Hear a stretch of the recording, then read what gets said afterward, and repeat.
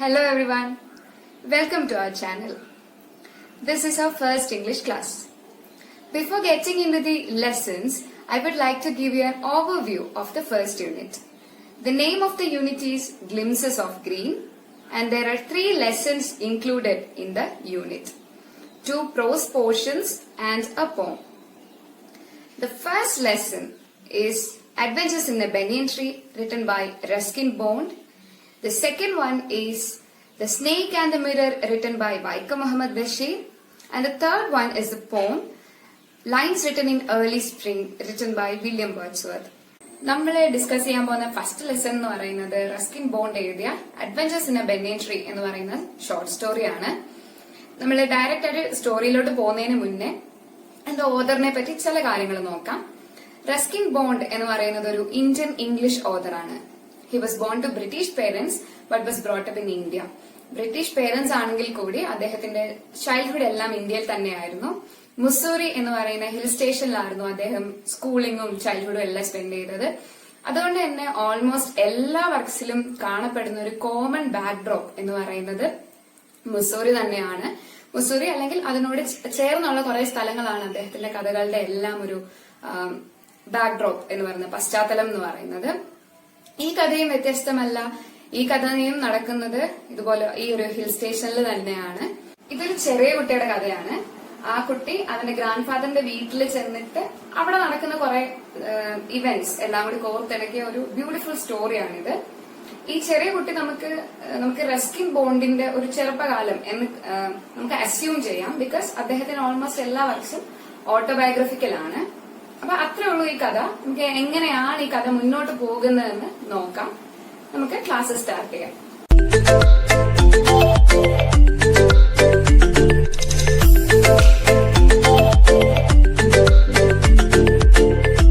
നമുക്ക് സ്റ്റാർട്ട് ചെയ്യാം. Adventures in A banyan tree. ഒരു കാര്യം കൂടി പറയാനുള്ളത്, ഈ ചാപ്റ്റർ അത്യാവശ്യം ലെങ്തി ആണ്. സോ നമ്മളിത് 2 വീഡിയോസിലായിട്ടായിരിക്കും ഇത് കംപ്ലീറ്റ്ലി ഡിസ്കസ് ചെയ്യുന്നത്. ഓക്കെ, നമുക്ക് സ്റ്റാർട്ട് ചെയ്യാം.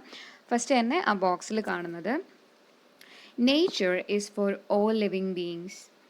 മാൻ should live in harmony with nature. പ്രകൃതി എന്ന് പറയുന്നത് എല്ലാ ജീവജാലങ്ങൾക്കും ഉള്ളതാണ്. പ്രകൃതിയോട് ഇണങ്ങി ഇതിനോടെല്ലാം ഒരു ഐക്യത്തോടെ ജീവിക്കുക എന്നുള്ളതാണ് മനുഷ്യരുടെ ഉത്തരവാദിത്തം. Being one with nature is always mesmerising. പ്രകൃതിയോട് ഒന്നായിട്ട് ജീവിക്കുക എന്ന് പറയുന്ന ഒരു അവസ്ഥ ഭയങ്കര അമേസിങ് ആണ്, വളരെ ബ്യൂട്ടിഫുൾ ആണ്. ഇനി നമ്മളോട് ഓരോരുത്തരോടും ഉള്ളൊരു ചോദ്യമാണ് ചോദിക്കുന്നത്, have you ever got a chance to spend your leisure time with nature? നമ്മുടെ ഫ്രീ ടൈം എപ്പോഴെങ്കിലും ഒരിക്കൽ പ്രകൃതിയോട് ഒന്നിണങ്ങി ജീവിക്കാനായിട്ട് നമുക്കൊരു അവസരം കിട്ടിയിട്ടുണ്ടോ? ഇത് നമ്മളോട് തന്നെ ചോദിക്കേണ്ട ചോദ്യമാണേ. Let's read how a boy experienced and blended with the essence of nature. അപ്പം നമുക്ക് നോക്കാം, വായിക്കാം എങ്ങനെയാണ് ഈ ആൺകുട്ടി പ്രകൃതിയുടെ ആ ഒരു എസൻസ്, അതിൻ്റെ ഒരു എന്താണ് ഒരു അന്തസത്ത ഉൾക്കൊണ്ട് ജീവിച്ചത് എന്ന്. The story begins. Though the house and grounds of her home in India were grandfather's domain, the magnificent old banyan tree was mine, chiefly because grandfather at the age of 65 could no longer climb it. നമ്മുടെ narrator പറയാണ്, ഞങ്ങളുടെ ഇന്ത്യയിലെ വീടും അവിടുത്തെ ഗ്രൗണ്ട്സും എല്ലാം grand ഫാദറിൻ്റെ domain ആധിപത്യത്തിൽ ഉള്ളതായിരുന്നെങ്കിൽ കൂടി അവിടുത്തെ splendid ആയിട്ടുള്ള മാഗ്നിഫിസൻറ്റ് ഓൾഡ് ബനിയൻ ട്രീ, പഴയൊരു ആൽമരം ഉണ്ട്, അത് മാത്രം എൻ്റേതായിരുന്നു. അത് എന്തുകൊണ്ടാണെന്നുള്ള കാര്യവും കുട്ടി പറയുന്നുണ്ട്. ബിക്കോസ് ഗ്രാൻഡ് ഫാദറിന് 65 ഇയേഴ്സ് ഉണ്ട്. സോ അതിൽ കയറാൻ പറ്റത്തില്ല, അതുകൊണ്ട് അത് എൻ്റേതാണ്. Grandmother used to tease him about this and would speak of a certain Countess of Desmond, an English woman who lived to the age of 117 and would have lived longer if she hadn't fallen while climbing an apple tree. അപ്പം ഇങ്ങനെ grand പേക്ക് മരത്തിൽ കയറാൻ പറ്റത്തില്ല, അത് പറഞ്ഞ് grandma കളിയാക്കുകയും ചെയ്യുമായിരുന്നു. അതിൻ്റെ കൂടെ തന്നെ ഒരു കഥയും പറയുമായിരുന്നു. ഒരു കൗണ്ടസ് ഓഫ് ഡെസ്മണ്ട്, ഒരു ഇംഗ്ലീഷ് ലേഡിയാണ്. ആ സ്ത്രീ ആപ്പിൾ ട്രീയിൽ കയറുന്ന വഴിക്ക് താഴെ വീണ് മരിച്ചുപോയി. അപ്പം അതുകൊണ്ട് തന്നെ മുത്തശ്ശനൊരു പേടി ഉണ്ടാക്കാൻ വേണ്ടി കൂടിയാണ് ഗ്രാൻഡ്മ ഈ കഥ പറഞ്ഞുകൊണ്ടിരുന്നത്. The spreading branches of the banyan tree, which curved to the ground and took root again, forming a maze of arches, gave me endless pleasure. അപ്പോൾ അടുത്ത ആ ഒരു ട്രീയുടെ മാഗ്നിഫിസൻസ് ആണ് പറയുന്നത്. വളരെ വലുതായിരുന്നു അതിൻ്റെ ട്രീ. ബ്രാഞ്ചസ് അങ്ങനെ സ്പ്രെഡ് ചെയ്ത് നിലത്ത് മുട്ടി അവിടുന്ന് പിന്നെയും വലുതായി, അങ്ങനെ ഭയങ്കര വലുതായിരുന്നു. അത് കാണുന്ന തന്നെ ഈ കുട്ടിക്ക് വളരെ സന്തോഷമായിരുന്നു. The tree was older than the house, older than grandfather, as old as the town of Dera, nestling in a valley at the foot of the Himalayas. അപ്പം ആ ആൽമരം എന്ന് പറയുന്നത് വീടിനെക്കാട്ടിലും ഗ്രാൻഡ് ഫാദറിനെക്കാട്ടിലും ഒക്കെ ഓൾഡായിരുന്നു. It was as old as the town of Dehra. ഈ കുട്ടിയുടെ വീടുള്ള സ്ഥലമാണ് ഡെറ. ആ സ്ഥലത്തിന് എത്ര പ്രായമുണ്ടോ അത്ര പ്രായമുണ്ട് ആ മരത്തിനും. Nestling in a valley at the foot of the Himalayas. ഹിമാലയത്തിൻ്റെ ഒരു താഴ്വരയിലാണ് ആ ടൗണും അതുപോലെ തന്നെ ആ മരവും ഉണ്ടായിരുന്നത്. My first friend and familiar was a small grey squirrel. ആദ്യത്തെ നമ്മുടെ ബോയുടെ ആദ്യത്തെ ഫ്രണ്ടും പരിചയക്കാരനും ഒരു ചെറിയ സ്ക്യൂറലായിരുന്നു, അണ്ണാനായിരുന്നു. Arching his back and sniffing into the air, he seemed at first to resent my invasion of his privacy. അപ്പോൾ നമ്മുടെ ഈ ബോയ് ഈ മരത്തിലോട്ട് അങ്ങോട്ട് കടന്നു കയറി ചെന്നത് ആദ്യം ഈ സ്ക്യൂറലിന് ഇഷ്ടപ്പെട്ടില്ല. ബിക്കോസ് അത് അവൻ്റെ ഒരു സ്വകാര്യതയായിരുന്നു, ഈ സ്ക്യൂറലിൻ്റെ ഒരു സ്വകാര്യതയായിരുന്നു. അപ്പോൾ അതിൻ്റെ ഇഷ്ടക്കേട് കാണിക്കുന്നതാണ് ഈ arching is back and sniffing in the air എന്ന് പറഞ്ഞാൽ. ഇങ്ങനെ നമ്മൾ കണ്ടിട്ടില്ലേ, പൂച്ചയൊക്കെ ദേഷ്യം വരുമ്പോൾ ഇങ്ങനെ ശരീരം ഇങ്ങനെ മേളിലോട്ടൊക്കെ ആക്കി കാണിക്കുന്നത്, അതാണ് ആർച്ചിങ് ദ ബാക്ക് എന്ന് ഉദ്ദേശിക്കുന്നത്. സ്നിഫിങ് ഇൻ ദി എയർ എന്ന് പറഞ്ഞാൽ എന്താ, ഇങ്ങനെ മൂക്ക് ചീറ്റി ദേഷ്യം കാണിച്ച് അങ്ങനെയൊക്കെ ഇത് റെസിസ്റ്റ് ചെയ്തു ഈ കുട്ടിയുടെ കടന്നുകയറ്റത്തെ. ഇൻവേഷൻ എന്ന് പറഞ്ഞാൽ കടന്നുകയറ്റം. But when he found that I did not arm myself with a catapult or air gun, he became friendlier. അപ്പോൾ പിന്നെ ഈ കുട്ടിയുടെ കയ്യിൽ ഈ തെറ്റാലിയൊക്കെ ഇല്ലേ, നമ്മൾ ബേർഡ്സിനെ ആനിമൽസിനൊക്കെ എറിയാൻ വേണ്ടിയിട്ട് കല്ലിന് വെച്ച് എറിയുന്ന തെറ്റാലി. അപ്പോൾ തെറ്റാലിയും എയർ ഗണ്ണും ഒന്നും ഇല്ല എന്ന് കണ്ടപ്പം സ്ക്യൂറൽ ഫ്രണ്ട്ലി ആയി. And when I started leaving him pieces of cake and biscuit, he grew bolder and finally became familiar enough to take food from my hands. അപ്പോൾ ഈ കുട്ടി ഈ സ്ക്യൂറലിന് കേക്കും ബിസ്ക്കറ്റും ഒക്കെ കൊടുക്കാൻ തുടങ്ങി. അങ്ങനെ ഇവർ തമ്മിലുള്ള ഫ്രണ്ട്ഷിപ്പ് കൂടുതൽ ബോൾഡായി, ഇവർ ഭയങ്കര ഫെമിലിയറായി. അങ്ങനെ ഈ ബോയുടെ കയ്യിൽ നിന്ന് ഫുഡ് എടുത്ത് കഴിക്കുക വരെയുള്ള ആ ഒരു ബോണ്ട് അവർ തമ്മിലുണ്ടായി. Before long, he was delving into my pockets and helping himself to whatever he could find. അപ്പോൾ അങ്ങനെ ഫ്രണ്ട്ഷിപ്പ് ആയി എന്ന് മാത്രമല്ല, ഈ ഡെൽവിങ് എന്നുള്ള വാക്കിൻ്റെ അർത്ഥം ഇങ്ങനെ എന്തിനെങ്കിലും വേണ്ടിയിട്ട് സെർച്ച് ചെയ്യാന്ന്, നമ്മളിങ്ങനെ ഗവേഷണം നടത്തുക എന്ന് പറയത്തില്ലേ. അപ്പം ഇങ്ങനെ ഇവൻ്റെ പോക്കറ്റിൽ കയറി ഇരുന്ന് വരെ സാധനങ്ങൾ സെർച്ച് ചെയ്യാൻ തുടങ്ങി നമ്മുടെ squirrel. He was a very young squirrel, and his friends and relatives probably thought him headstrong and foolish for trusting a human. അപ്പം നമ്മുടെ സ്റ്റോറിയിലെ പ്രൊറ്റാഗനിസ്റ്റ് അല്ലെങ്കിൽ ഇതിലെ നായകൻ, അതായത് ആ യങ് ബോയ് വിശ്വസിക്കുന്നത് എന്താണെന്ന് വെച്ചാൽ ഈ സ്ക്വിറൽ ഭയങ്കര യങ് ആണ്. അപ്പം ഇവൻ്റെ ഫ്രണ്ട്സും റിലേറ്റീവ്സും ഒക്കെ കരുതുന്നുണ്ടായിരിക്കും ഈ മനുഷ്യരെ, ഒരു ബോയെ വിശ്വസിക്കുന്ന ഈ സ്ക്വിറൽ ഒരു മണ്ടനാണ്, അഹങ്കാരിയാണ് എന്നൊക്കെ ഇവൻ്റെ ഫ്രണ്ട്സും ഫാമിലിയും കരുതുന്നുണ്ടായിരിക്കും എന്ന് നമ്മുടെ ബോയ് പറയുകയാണ്. In the spring, when the banyan tree was full of small red figs, birds of all kinds would flock into its branches. The red-bottomed bulbul, cheerful and greedy, gossiping rosy pastures, and parrots and crows squabbling with each other all the time.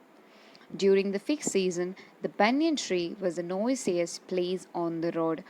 അപ്പം spring season നമുക്കറിയാം, ഫ്രൂട്ട്സും ഫ്ലവേഴ്സും ഒക്കെ abundant ആയിട്ട് ഇഷ്ടം പോലെ ഉണ്ടാകുന്ന സീസണാണ് spring. അപ്പോൾ സ്പ്രിംഗ് സീസണിൽ നമ്മുടെ ബനിയൻ ട്രീ നിറയെ ഇതുപോലെ സ്മോൾ റെഡ് കളർ ഫിഗ്സ് ഉണ്ടാവും. അപ്പം അത് കഴിക്കാനും ആ ബ്രാഞ്ചസിൽ ഇരിക്കാനും വേണ്ടിയിട്ടൊക്കെ ഇഷ്ടംപോലെ ബേർഡ്സും വരും. ബുൾബുൾ, പിന്നെന്താണ് പാസ്റ്റേഴ്സ്, പാരറ്റ്സ്, ക്രോസ്, ഇതെല്ലാം വരും. അപ്പം ഇവർ വരികയെന്ന് മാത്രമല്ല, സ്ക്വാബ്ലിംഗ് എന്നുള്ള വാക്ക് കണ്ടോ, സ്ക്വാബ്ലിംഗ് എന്ന് പറയുന്ന വാക്കിൻ്റെ അർത്ഥം അങ്ങോട്ടും ഇങ്ങോട്ടും നോയ്സി ആയിട്ട് കിടന്ന് ബഹളം വെക്കുന്നതിനാണ് സ്ക്വാബ്ലിംഗ് എന്ന് പറയുന്നത്.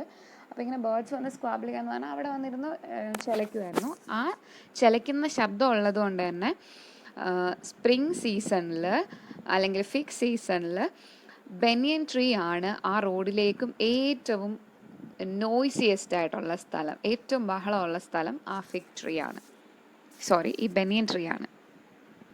പിക്ചറിൽ കാണുന്നതാണ് ബോയ് ആൻഡ് ദ സ്ക്യൂറൽ.